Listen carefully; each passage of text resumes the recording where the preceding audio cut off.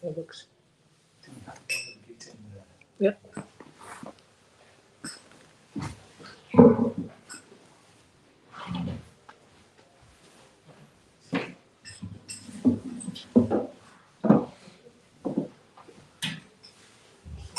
Welcome everybody.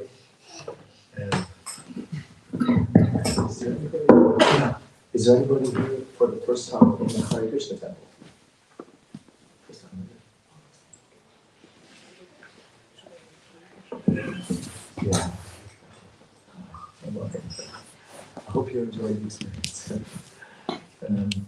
So we're going to, what we'll do is we're going to read a little bit from Bhagavad Gita. It's the ancient book from written 5,000 years ago from from the great series of the Mahabharata. It's kind of like right in the middle of it, of the Mahabharata, and it was spoken by Krishna on a battlefield, of all places. And it is there to try, or not to try, it can explain to us the nature of the soul, the nature of who we are, what we're doing in this place, this world of birth and death, disease and old age, and worse, and that there is a spiritual world, and that we can actually leave the material world in this lifetime and go to the spiritual world. So it's in a particular section. It's in the second chapter. just wanted to set the scene a little bit, but I'll just say this from the invocation we say at the start, and everyone can repeat. Om Namo Bhagavate Vasudevaya. Om Namo Bhagavate Vasudevaya. Om Namo Bhagavate Vasudevaya. Om Namo Bhagavate Vasudevaya. Om Namo Bhagavate Vasudevaya. Om Namo Bhagavate Vasudevaya. Studying from the Srimad Bhagavad Gita, chapter 2, text number 51.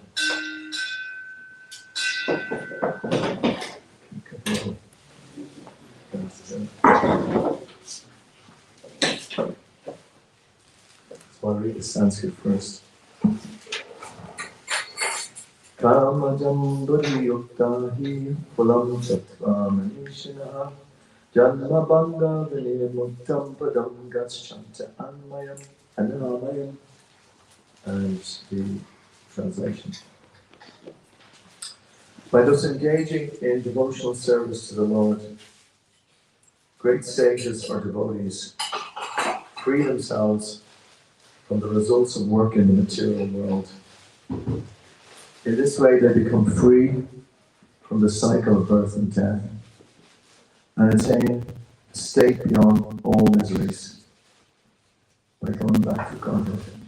Purport is written by Iskcon Swami Prabhu. It's like the person who brought Krishna consciousness to the West in the 60s, who's coming from a very long line. So he's repeating. The liberated living entities belong to that place where there are no material miseries. It's kind of interesting. The liberated living entities belong to that place where there are no material miseries. So, the Bhagavatam, which is another text, you see the books over there, the Bhagavatam is there. There's probably 18, or it's actually 12 cantos, which result in about 60 books, which is it's another stage in Krishna consciousness. But this is from the 10th canto, 1458. I got to read the Sanskrit as well. Sanskrit is very purifying. Samashritanye padapalabhabham mahatpadam punya yashpomarare bhavam buddhavatsa padam padam padam padam padam yadvipadam natesham. And this is the translation. For one who has accepted the boat of the lotus feet of the Lord, who is the shelter of the cosmic manifestation, and is famous as Mukunda, or the giver of mukti. The ocean of the material world is like the water contained in a calf's hoofprint. So an ocean becomes like a kind of little water in a calf's hoofprint. Padam Padam, or the place where there are no material miseries, or Vaikuntha. That is his goal, and not the place where there is danger at every step of life.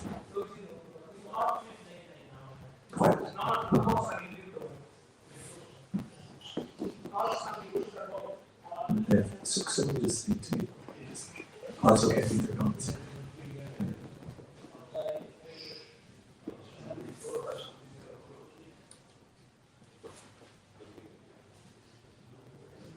Now, here's a very interesting comment from Prabhu. Owing to ignorance, one does not know that this material world is a miserable place where there are dangers at every step. Out of ignorance only, less intelligent persons try to adjust the situation by fruitive activities, thinking that the resultant actions will make them happy. They do not know that no kind of material body anywhere within the universe can give life without miseries. The miseries of life, namely birth, death, disease, and old age, are present everywhere within the material world. But one who understands his real constitutional position as the eternal servitor of the Lord, and thus knows the position of the personality of Godhead, engages himself in the transcendental loving service of the Lord, and consequently he becomes qualified to enter into the Vaikuntha planets, where there is neither material, miserable life, nor the influence of time and death. To know one's constitutional position means to know also the sublime position of the Lord. One who wrongly thinks that the living entity's position and the Lord's position are on the same level is to be understood to be in darkness and therefore unable to engage himself in the devotional service of the Lord. He becomes Lord himself and thus paves the way for the repetition of birth and death.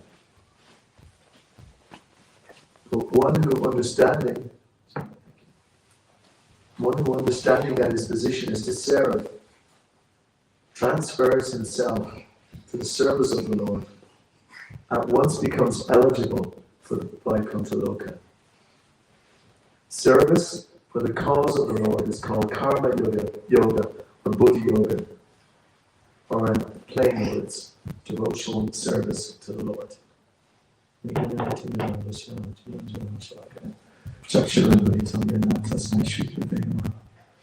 was born in the darkness of ignorance, and my spiritual master opened my eyes with the torchlight of knowledge. I offer my respectful obeisances unto him. And on one level, on the face of it, this seems like a very, could call it a very negative view of the world.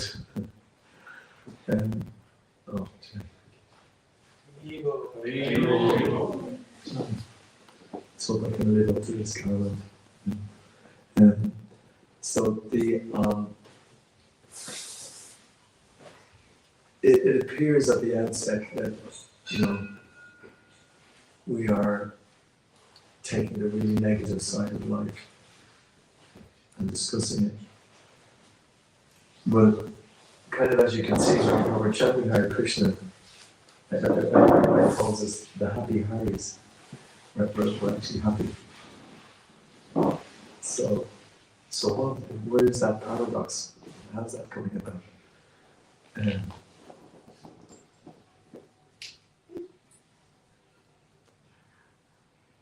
The Bhagavad Gita, basically, it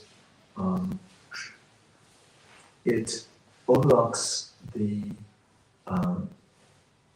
soul's self-awareness, like its ability to understand itself. There is a particular currency which is needed for that, a very important currency, which is called humility.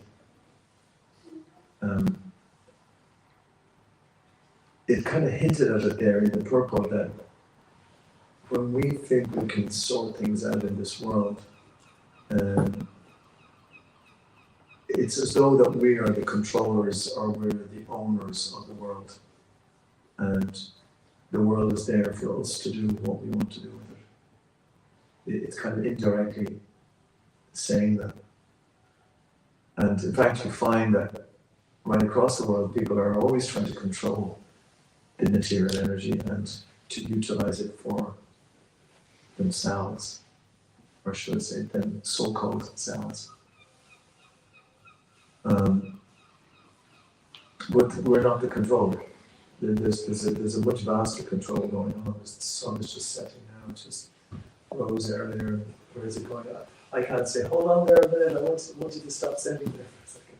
I have absolutely no control over the sun, or the weather, or the seasons, or the fact that my heart is beating here, focus on here, or that the blood is going through my veins, or I'm digesting the food that I ate a little bit earlier. But, you know, it's not, I'm not even able to kind of make any sense of that type of control. Or, you know, I'm looking around now and my, you know, my eyeballs are working out. Did I do that? Have I done this? Have I sorted out that I can see? And absolutely no control over that at all, hardly. So if we're kind of a little bit introspective, we can start to understand that in general, we see the world, or we have seen the world, or the world is seen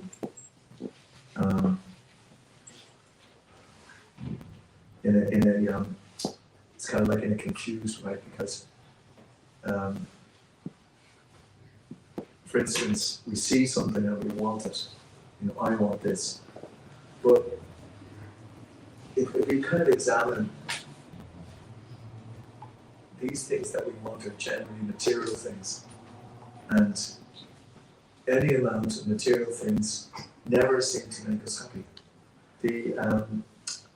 In the world today, generally the gurus are the musicians, screen actors, movie stars, whatever. They're kind of like the people that everyone looks up to. They go and open the newspaper, it's about this famous sports person as well. You know. And so often that you find that they may have many mansions. I've heard that one sportsman has 38 cars, you know. I think you can only drive one at a time. But what's wrong with one car, you know? Or what's wrong with because they're all top of the range models and everything. But it seems though that there's no satisfaction in material things. Just no matter what you get, you seem to want more. But then the really unfortunate thing as well is that you don't take anything with you. Absolutely nothing. According to Bhagavad Gita, there is actually something that we do take with us. And that is our desires. We have desires. And at the point of death, those desires are transferred into another body, basically. Just as the system I was mentioning earlier, which is, has created my eyeballs to see, which has created the sun, which has created all of these things that are in this world, these plants growing here. So there's even a more subtle system whereby it is creating our next scenario where we're going to take birth again, basically. That is how, I think in the Bible it says, not a blade of grass moves but by the will of the Lord, or something like that.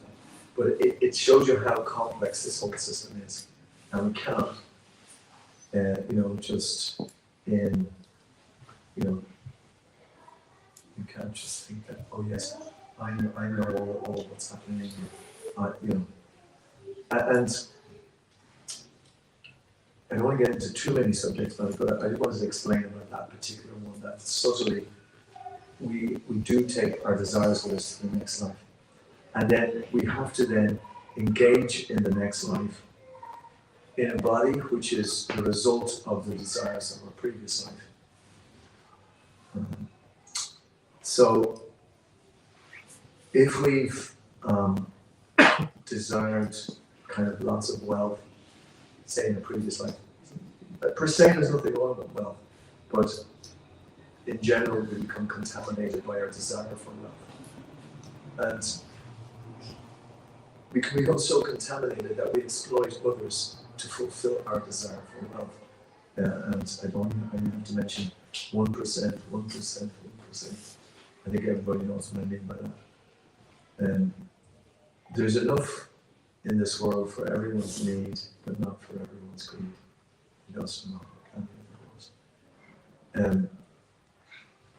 That desire that's there, what we do then is we exploit this world for and inverted commas, so-called happiness. And as I was trying to explain earlier, that the happiness doesn't seem to be what is being advertised as what happiness is. And then you have a huge machine called publicity, which is trying to dictate to us what happiness is, basically. And that machine basically is saying that happiness is enjoying your senses. You know, that if you enjoy your senses, you'll be happy, and that's it. You've achieved everything. You're happy in this world. But time and time again, it's just, and that's Prabhu calls that ignorance. He's not trying to mess around. He's not trying to sugarcoat anything. He says this is ignorance, because he's a sadhu, he's a guru. He's explained it very clearly that this is ignorance. And if we follow that path, we're going to take our desires with us into the next life, and we're going to again be the recipient of the result of our activities from the previous life. And I was getting into the point there that if we desire these things, we tend to exploit others for those things. So, just as the sun is so regulated in its activity, the laws of karma are equally, unchangeable. They're very, very clear. What the laws of karma do is that in your next life, if you've exploited any person in any way, in whatever your length of life is, you will receive a reaction to that exploitation. And you will have to suffer somewhat from that. So therefore, that kind of gives us a clue that how to act in this world, we need education, how to act in this world. And I'm not talking about book knowledge whereby people can read off so many facts, figures, scientific formula, whatever. That's in fact, according to the ancient Vedic tradition, unless that's used properly, it's called not science but nescience. It is the most entangling type of knowledge because it makes you think that you do know something. But what it does is that it entangles you further and further. So there's nothing wrong with knowledge per se, just as there's nothing wrong with a knife. A knife can be very valuable if it's used in an operation or in case of cutting fruit or whatever. But if it's used wrongly, it can have catastrophic effects. It can be very, very harmful.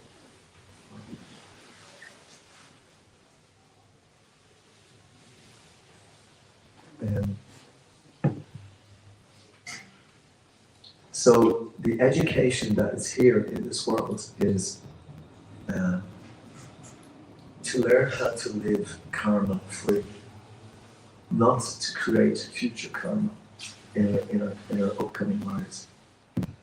And the ancient Vedic tradition, which is found in some of these incredible scriptures like the Bhagavad Gita or Srimad Bhagavatam, it's a science of how to live in this world and actually even be relatively happy here, but not to take on another life. And in fact, to go back to the spiritual dimension.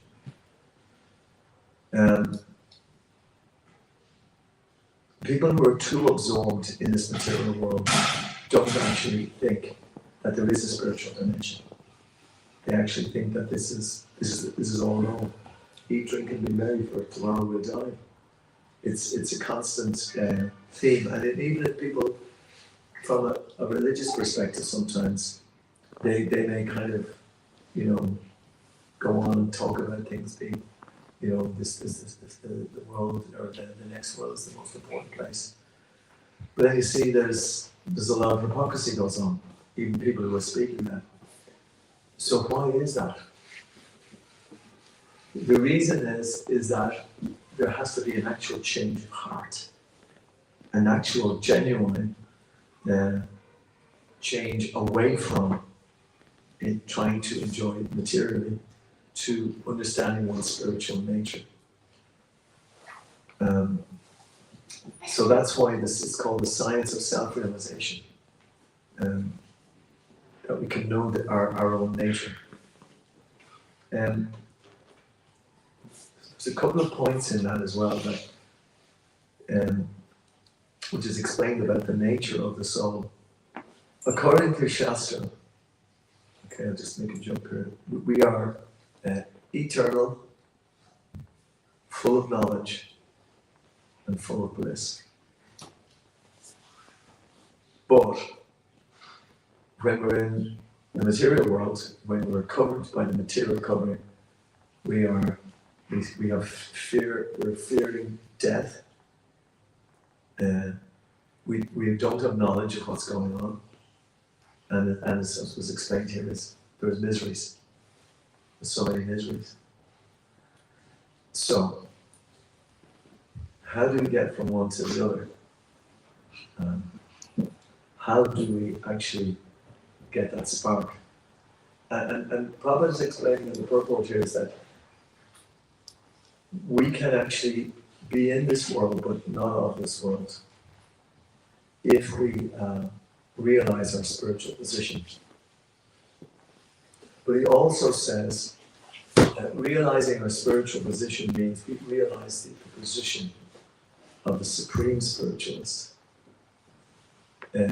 Many religions in the world, or spiritual systems I prefer to call them, they have very good systems to get some understanding of who that supreme personality is. But there's a lot of confusion as well. Sometimes there is spiritual systems which say that we have to merge into the eternal spirit and become part of God. And basically that we kind of lose our identity. But that is a kind of a lower kind of realization, and it ultimately comes from the same kind of thing whereby we want to be the rulers and masters of the world. It's actually the same. We have a desire for something for ourselves. And it's funny, there's a real explanation in the Vedic texts as well, which explain that initially you have these material desires. We want to try to be the enjoyer, the lord, the master, basically. But then finally we become frustrated with that because we realize that we can't be. Because I want something, somebody else wants something, we get it before me. And, we can't dictate that we get everything that we want. In fact, most of the time, well, the reality is we can't dictate anything. But we can pretend to, anyway, or we're in a position whereby we're allowed to pretend to. So we become frustrated. And that's the next stage, which is called the Jnani stage, or the person who's trying to intellectually understand things. And we use our mind to try to come to what is this? And we try to kind of really knock it down until we study and become, even we can become ascetics, go to the mountains and study and try to become one with the Supreme and everything. And there's all these different methods. But the problem there is that it's kind of like we haven't been able to enjoy it initially. So therefore we try to, okay, well maybe I could be, maybe I'm God. Maybe I am God. Maybe we're all God. You're God, I'm God, we're all, it kind of gets into that position whereby we're all just part of the one impersonal, it's called, the impersonal void. But how do we get out of that initially? How come if we're God, like if we're the Supreme, how come we became overcome by something else and we're here and we're in the material situation? How did that happen? But Bhagavad Gita teaches, no, we're not God, but we're part of God. And it was explained in the scripture there that the servant of God.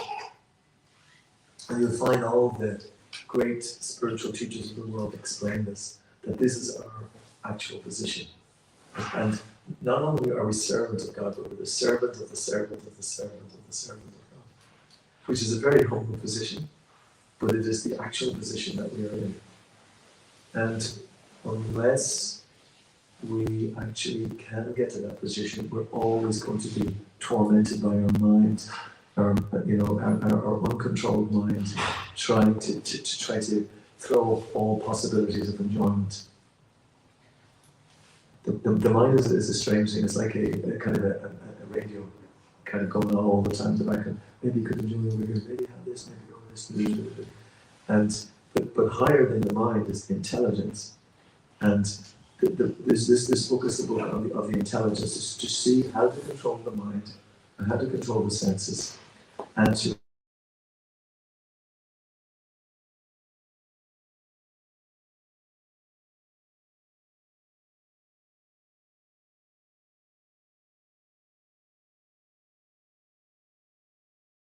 we're so used to, but the whole path of spiritual life is to change the direction of that, because we are persons, we do have desires, we love, we have relationships, so that is coming from our adivas, which God has in that sense, is that we want to love and we want to be loved.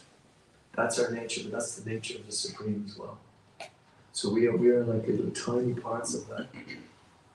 But the incredible thing is that, just as we were explaining at the start of the incredible nature of this world and how incredibly complex it is, and we can contact and connect with the creator of all of that. We actually personally, every person has that ability to connect. So, and that way it's explained, and this is quite an interesting explanation. The soul, or the Atma, is more powerful than that sun. That sun which is, continually burning for, millions upon billions of years. The soul, because the soul is spiritual. So, because we're part of God, we have some of the qualities of God to a certain degree. But those qualities are covered here in the world when we are covered by the illusion of birth and death and birth and death and birth and death. Because, everyone's kind of a little afraid of the dark in one sense. I was and I was listening to a talk by someone who's explaining how we are somewhat afraid of the dark because it's completely black and we don't know what's happening.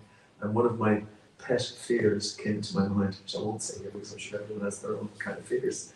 But there's one thing which is there for sure, is that a lot of people may be afraid of death, what's going to happen, when we leave this world.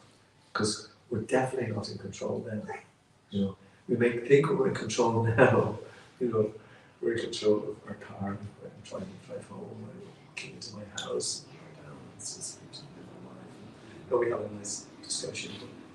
The certain things I can control that, but at the point of death, I'm not going to be able to control anything. It just takes over. Disease takes over. These things we're just not controllers of them, so what's going to happen? But the knowledge, spiritual knowledge, doesn't stop at death. And if we have spiritual knowledge before death, even some of the great yogis were able to dictate where they would go. They had such power, self-control over themselves, so they could dictate where they're going to go in their next life. But in the similar way, we are also trying to become qualified to go back to the eternal atmosphere. So that keep that in mind. We want to go back to the eternal atmosphere. So what's preventing us from doing that? Because that's what this kind of class is kind of hinting at, or wants to explain about. I want to kind of get into a couple of kind of psychological experiences that we may all have. And that is, for instance, that sometimes we do things which we don't want to do. Does anyone ever have that experience? You want to do something, so that's what I used to talk about. She wants to go on a diet, then she sees these chocolates and whatever, but she doesn't know, but she used to anyway. And so it's kind of a little bit more difficult, and then, so that's just an example. It could be more sinister examples. For instance, somebody who's addicted to substances, they may even want to give it up. They may promise, I'll never do this again, and then in the next instance they'll be forced. So why is that? Why? You could also make the point as well, is that why is two people, one person is not able to control their addiction or becomes addicted to something, and someone else isn't? Because there's a few psychology students here a few weeks ago, and we were talking about what prompts people's actions. Why do they do what they do? They were looking at it from a point of view that they wanted to have, when they were qualified, they wanted to help people to, if they're in difficult situations, they want to give them knowledge by which they don't get entangled, because they're trying to help society, basically. Because if there's people in society, and God only knows, you just have to walk down a Call Street, and you'll be confronted by a dozen people who are in an addiction cycle, and they cannot help it, And everybody would like to help people in that situation. And Keith here, he's every week he does this Food for Life. He gives them very nice kitchen tea and all that. It's kind of it's an introduction to try to get them in a little stage so they can make some advancement. But the psychology students, they wanted to try to find out what prompts us to perform different actions. Why do we do these things? And we all have examples of that. We all do things which we don't really want to do, but anyway, we don't know what can I do. So there is, what we talked about earlier was we are the product of our desires from a previous lifetime. But it's not just one lifetime, it's many, many, many lifetimes. And that's why we want to get out of the laws of karma, because those are the things which are keeping us here. They're keeping us addicted here to material world, to material enjoyments, so-called enjoyments. And we want to change the nature of our desire. And even if we want to do it, we may not be able to do it. It may be difficult for us to do it. But spiritual life will give us, and this is what Bhagavad Gita is about. It will give us the equipment to leave this material world, even while we're in the material world, and go to the spiritual dimension, which is where we actually are. Home. That's our home. And we often call it back home, back to God.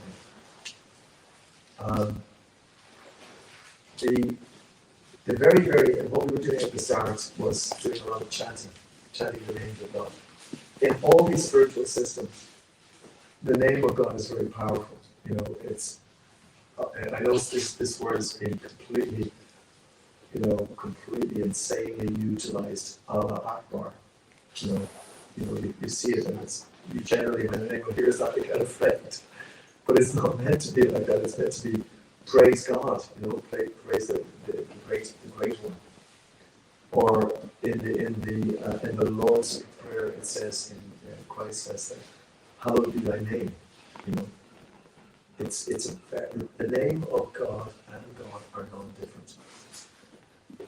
And this is a big secret. This is a big secret. It's such a simple thing, but it is the most powerful thing. Which is why you find that the devotees in the Christian tradition, they're constantly chanting. We're called the Hare Krishnas. Hare Krishna, Hare Krishna. Or Hare Krishna, Hare Rama. So it's Hare Krishna, Hare Krishna. Krishna Krishna, Hare Hare. Hare Rama, Hare Rama. Rama Rama, Hare Hare. just like that, this is really important. This is a very important point. God is not different in His name, right? It may not be that we're getting that all the time. Devotees, they try to chant early in the morning, maybe for up to 2 hours, the names of God. Maybe they can't do that, maybe they chant for 20 minutes, 10 minutes, whatever. The reason that we do that is to try to invoke this incredible presence of God. And just by us vibrating that name, Krishna's here. God hears. Now, He doesn't necessarily, He's there, He can hear us, but we're not always aware that He's there. And one of the reasons we're not always aware that He's there is because our mind, which is addicted to sense enjoyment, is constantly coming and distracting us from thinking that God is there. And in fact, it's basically keeping us on the ego platform. I, me, mine. George Harrison wrote that song. I, me, mine. Anyway, I can't remember the exact words. But we're relating too much to the earthly situation. You know, we're constantly thinking we're here all the time, and that's not us. Our spiritual vibration is at home with the supreme vibration of Krishna's names, but we're not always aware of it. But the constant chanting of the names of Hare, great take away of all the impediments in the heart. We purify the heart. The heart becomes purified of all material desires. And we start to experience then somewhat of the joy, of the bliss, of real bliss, of chanting. And the real bliss of self-realization, of who we actually are and who God is. Prabhu really puts that out there. It's not who we are, self-realization, but it's also who God is. Actually, God becomes clear to us. You know, we start to understand it. And this is why I'm saying this is different from book knowledge. You know, you can go over to Trinity Library. I was over there recently. There's books from 1500s, and it's hundreds and hundreds and hundreds of books. But the type of knowledge, which is spiritual knowledge, is not just available in book knowledge. I'm not against knowledge, that's just per se, but it's the knowledge that we're talking about in spiritual life is a different knowledge. And it is called vijnana. It's called realized knowledge. We actually realize that we're the soul. We're aware that we're not the body. I'm not Irish, I'm not English, I'm not a man, I'm not a woman, I'm not here in this 21st century. These are all kind of coverings. But I actually start to experience the soul proper. And the bliss of the soul starts to increase. And that's the nature of spiritual life. It's ever increasing. It constantly gets better and better and better. The more we practice it, sometimes it takes many years. And this is why we're saying this isn't some cheap thing that you can just buy in a shop, or here's a mantra, you'll learn it overnight, and in 6 months you'll be God. It's not like that. This takes time. It actually takes time.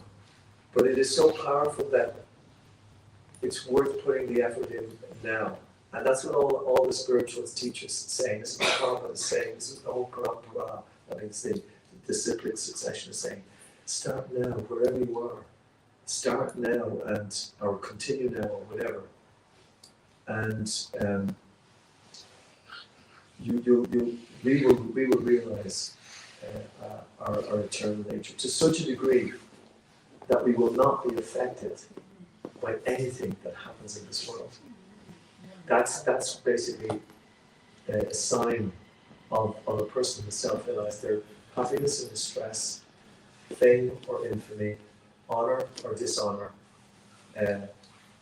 summer or winter, wealthy or poor, none of these things are going to affect us.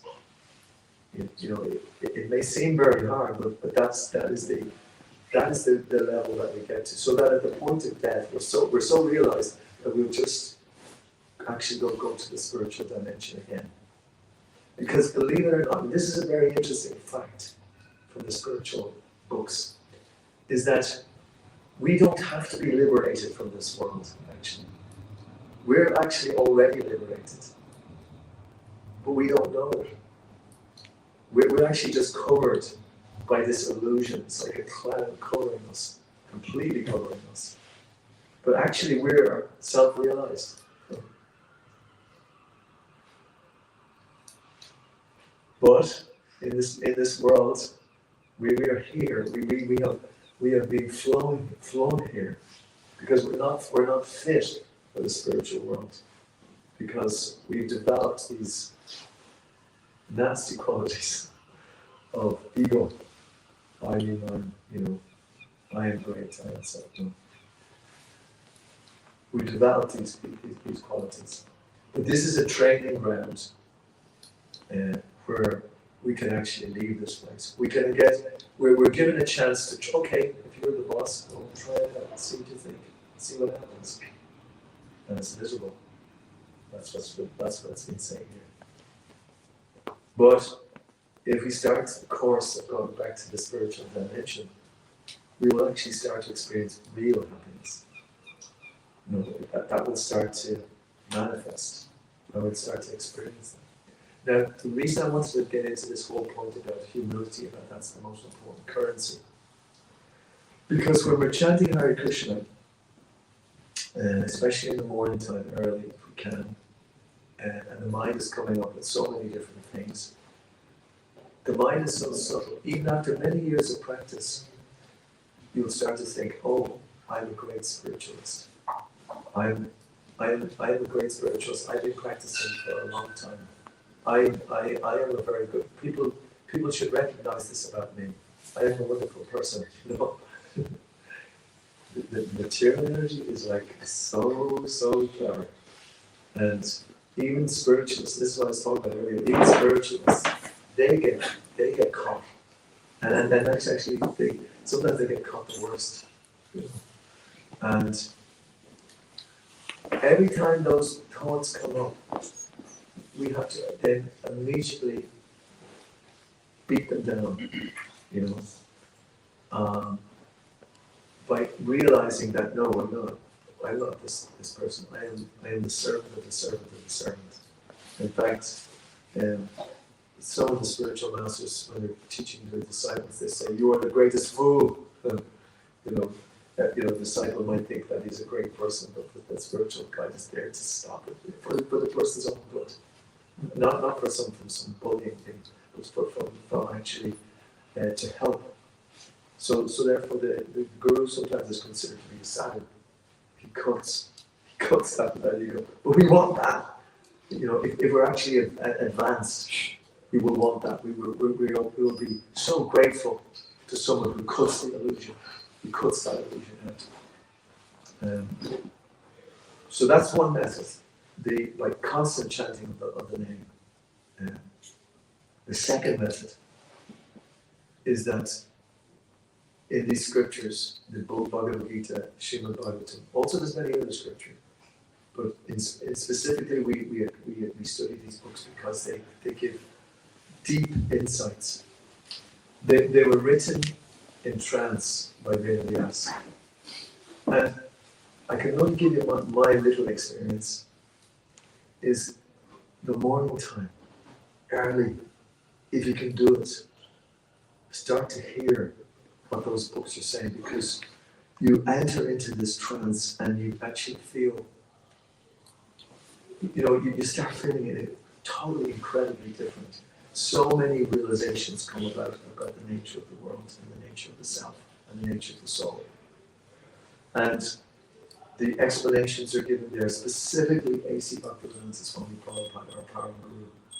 And he gives purport with it all. And he's the person who, at the age of 70 years old, came over from India with no money, no contacts.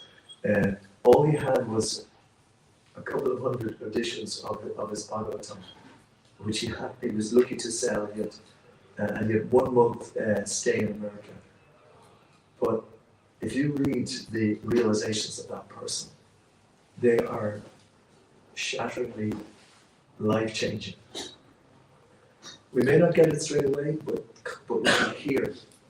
So the Bhagavatam is said, is like it's called the sound incarnation of God. He actually appears as sound. So there's 2 methods there I'm after explaining. One is that he appears in the name. This is the God, that's there. He hasn't deserted any of us. He's there. He's there for us. He wants us to go back to him. We made a crazy mistake by coming to this place, and he's coming in those 2 very powerful ways in the power of his name and in the power of it's called Shabda Brahman, the power of transcendental sound vibration. It's not of this material world, it's of the spiritual world.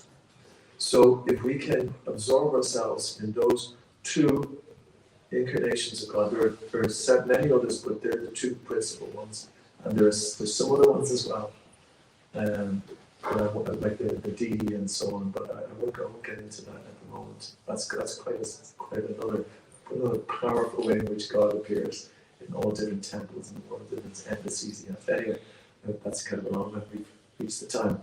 So, is there any comments anyone would like to ask? Anything, or make any comments? Or this is kind of open floor mood. Any disagreements? Said I'm talking rubbish or whatever. Sometimes, or any doubts. Sometimes, because sometimes those questions are more important, because just by speaking these things, more and more realization happens. Question. Yeah. Thank you for the talk. You're saying about karma and that producing the bad will come back to maybe your next life or whatever. Was chanting clear karma? Yeah, that's a really, really important part of it. Yeah, Cheto Dharma Margin, Saphala,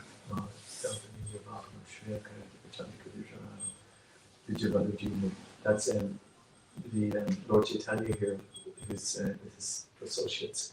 That was one of the things that he explained. Yeah, that it cleans the dust of material life for many lifetimes. With the chanting, and especially the most powerful one is the congregational chanting. So we're going to do that quite soon. We're going to do chanting and the prayer, and then at the end of it, then we're going to have go downstairs for some food and prasadam. But it clears the dust for many, many lifetimes. Yeah, and that allows us then to. Do you know what it does? It's called the mirror. It cleans the heart, and the clean heart reflects God in it. God is there, so that we can see, so that the chanting is doing that. We're constantly calling out, please engage me in your service. So the karma is taken away, and that's the gift from God, because we can't really do it ourselves. But when we chant on Krishna's name, all of the previous desires, for material enjoyment, are just wiped away. They just vanish. And this is an important part as well. We cannot just by negating the material world, it doesn't work. We can't say, okay, I'm not going to do this. I'm going to do this. I'm going to meditate and whatever. It just doesn't work. What is important is that by performing devotional service, by performing activities, and that's what really attracted me to Krishna consciousness when I was in my 20s, and I was studying philosophy and things, because I could see that, wait a minute, this isn't a world negating philosophy. This is a world, engaging philosophy. I was a sports person. I was kind of interested in, doing things in the world, but by purifying the mentality in which the things are done, that's like a kind of like a fire. It's a burning fire. It burns all the karma. You can act in this world and do some amazing things for God. And while doing that, you're burning all the karma for many lifetimes. So, devotional service, starting with hearing and chanting, are the two kind of tracks. There's another track that you're going to do now. We're going to have the Aarti ceremony, and if you're here, I'm going to do that. Are you? Are you sing? Yeah. Are you going to sing today? Sing? Yeah. Yeah, I can. Okay. Oh, Shama's here. Oh, Shama's singing today. John, how do you know? How do you know? That's good. Sorry, that's right. Yeah, that just by performing all these activities, congregational chanting, that all these things can take a prashadam, sanctifying food stuff, living a regulated life. That's a practical way as well. Just by living practically, being, getting up early, not taking food which is tamasic or in the mode of ignorance, taking mode of goodness food which is enlivening, which is offered to God as well. There are just different ways in which we can make advancement. Yeah. Did I? Is that okay? Okay. Okay. Is there anyone else wants to ask anything? Going once. It's always fun when people ask questions, isn't it? Because it really puts us on the spot. Anyway, okay. Say what about? So we try to reduce the desires for ourselves, but there are the people in the family, parents, sister, daughter, wife. They have the desires, and they are pushing us to fulfill.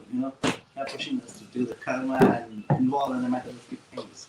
Right. So what is the best way to do the karma according to the Gita? According to the Gita, one's family should all be engaged in spiritual life. So it is to influence them, Okay, ideally then is that everybody is everyone is in the knowledge that they want to leave this material or go to the spiritual world. But I think what you're pointing out, that's not always the case. Yeah. In some instances, our spouse or friends, and funny, that's another one of the things. And this is a spiritual science. It's a science actually. It's not something it's not just a belief. Your association, that actually has a major impact. Who you're hanging out with, And so, if we can try to have good association of people, like-minded people, then we're more likely to influence our family than our family is likely to influence us. If the family is not influenced in that way. So, we should be kind of gentle with everybody. Like, the actual system in spiritual life is generally that you have your family at a certain time in your life. And that time in your life, you're going to be busy doing things which you're kind of entangled, But the Vedic understanding is kind of set out in a way that at the early stages, like the student stage, you're trained to be spiritually oriented. And then when you go into the next stage of life, which is your married life, then you're going to be kind of swayed this way, that way. It's not going to be smooth sailing. But then, when your children are raised, then you kind of go to your next stage, which is called Dandavat, where you're in your kind of retiring stage. And that stage is the time to really take spiritual life even more seriously, to really get stuck in. Not that you postpone it and say, I'll wait till I get to that stage, because you won't. If you don't try to do it now, when you get to that stage, you'll be doing all sorts of senseless things, which these so-called happiness needs, you're just not making any advance. And then the last stage, you just concentrate on going back to the spiritual world. So that would be the way. You brought up several points that you really put, like the association has a major impact. So we should be doing karma, keep doing our karma for the family, and also devote the time for the. Yeah, you should do it. But as I mentioned there, the really important way is to get up early and chant the holy name and to read the scripture. Because if you're just doing it, the karma, as you're saying, it's just karma, it's not karma yoga, you know. And everybody's doing karma, you know. I want to do this, to do this, to do this. You're not doing it with the right mentality. We are not doing it with the right mentality. So our karma should be karma yoga, which means we're doing it not just to please the family, but to please God as well. You know, we find out how to dovetail everything that we do there was a famous Saint Teresa at one point, and she would basically, everything that she did, she would do it as an offering unto God. So we can, even in our family life, we can also do that. Now, I'm just remembering my children were growing up all right, you know, sometimes you kind of lose it. Why are you doing this? Oh. You know, you can kind of, you know, allow for some, you know, things going a little awry. But you should always come back to we should always come back to try to making it that we're doing it in a kind of a service mood, and that ultimately is to please God. But yeah, hang out in the temples, discuss it with devotees. A lot of us are in the same boat, so we can help each other, you know, not to get too over entangled and to maintain that we, you know, in the negative side of things. But we can be very positive. We can be of great benefit. I mean, one of our devotee ladies here, she actually has a great way in which she's teaching all the kids Bhagavad Gita and stuff. And she's, you know, these things are really, and the kids love it. You know, some of the kids that come along here, they really love chanting, and they love, you know, and you can see that they're glowing. You know, now obviously when they get the teenagers, you can see how it goes. Like it's not all plain sailing either. But it's very important if you can help your family as well. Yeah. John, thank you. Okay, thanks again. Say that. My very next question. Okay, so the next part of the program is we're all going to stand up for the altar ceremony, which is up for 20 minutes, half an hour. And then afterwards, we go downstairs and have some food, prasadam in the restaurant. Hare Krishna. Hare Krishna. So, thank you, Prabhu, Manu Prabhu, for giving this wonderful lecture. So we'll chant Hari Bol 3 times for Manu Prabhu. Hari Bol! Hari Bol! Hari Bol!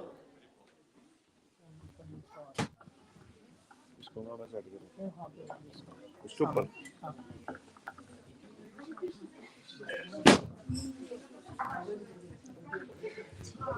Jari for the day.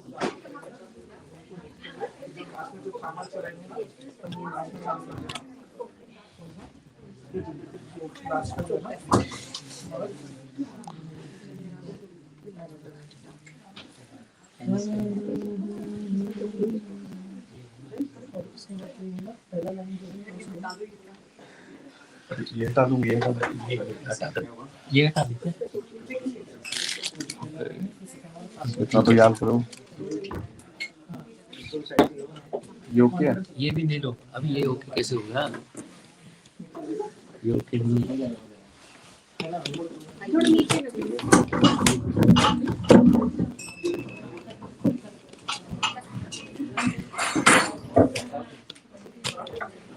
Hare Krishna.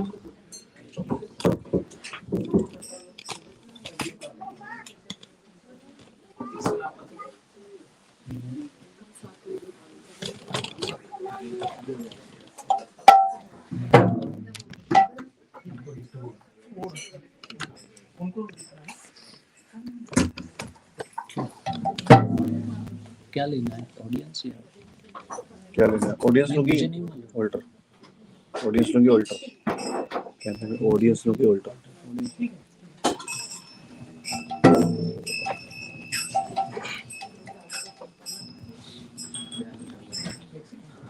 नहीं वैसे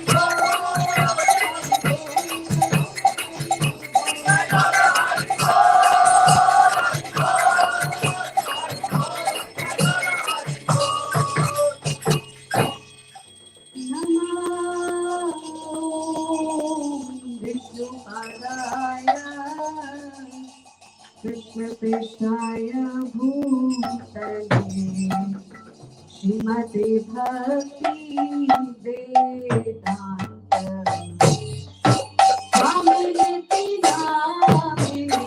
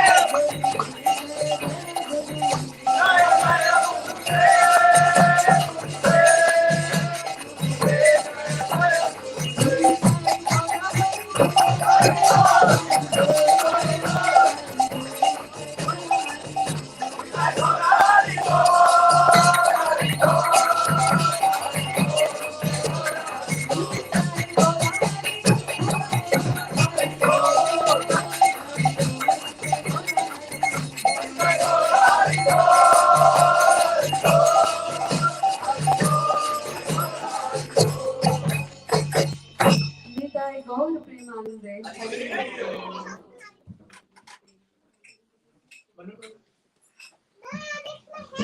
Manu, please do the praying for you.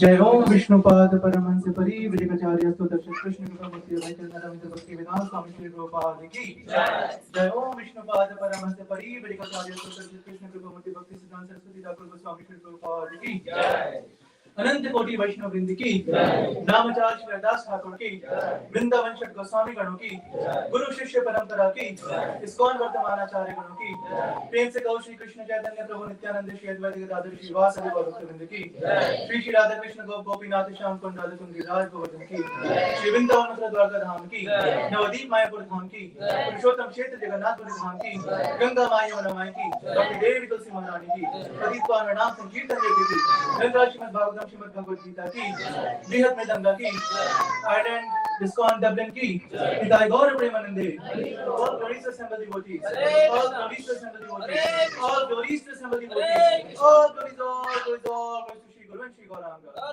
Saphala Ekadashi की जय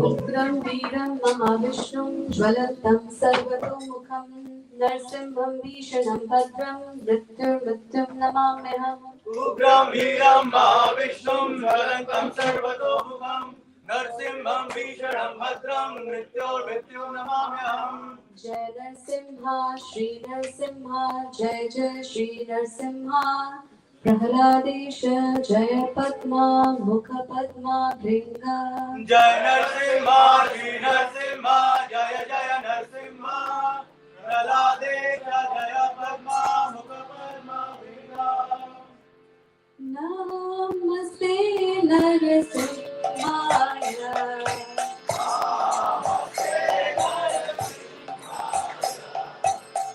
नमस्ते नरसिंहाय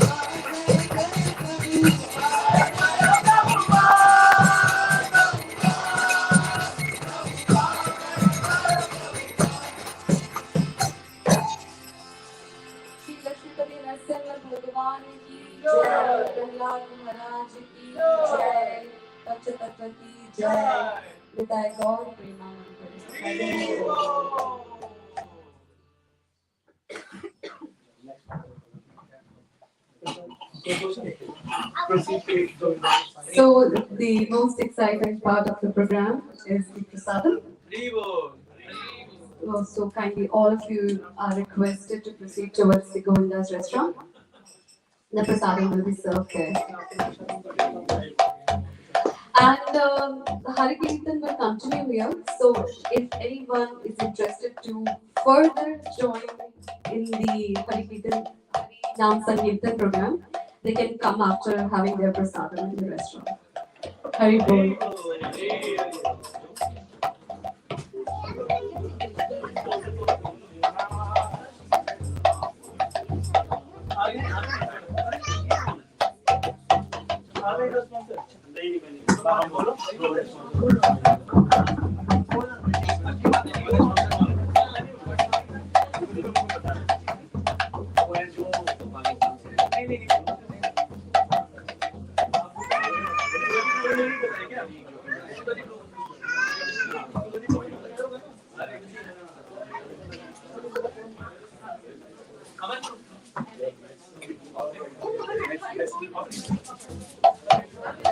Hare Krishna, Hare Krishna, Krishna Krishna, Hare Hare, Hare Rama, Hare Rama, Rama Rama, Hare Krishna, Hare Krishna, Krishna Krishna, Hare Hare Rama, Hare Rama.